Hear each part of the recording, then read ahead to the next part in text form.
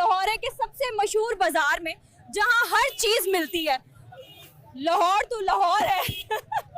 आजकल तो सब कुछ चल रहा है, ये भी हमें हो गया। बाजार का काम है, सरदार का काम है, सब कुछ हो जाता है। तो ये है हमारी बाजार की हालत, फुल ऑन केओस। आपको ये बाजार किस चीज की वजह से सबसे ज्यादा पसंद है? यहाँ सब कुछ फ्रेश मिलता है, लोग भी अच्छे हैं। आजकल ये बाजार किस चीज की वजह से बिजी है? सब्जी और फल सब फ्रेश है और लोग खरीद रहे हैं। ये बाजार की हालत है, सब कुछ चल रहा है। आप ये समोसे और पकोड़े ट्रेन के पास क्यों बेच रहे हो? अगर ट्रेन आ गई तो? ट्रेन का पता नहीं, पर ये समोसे तो गर्म ही मिलते हैं।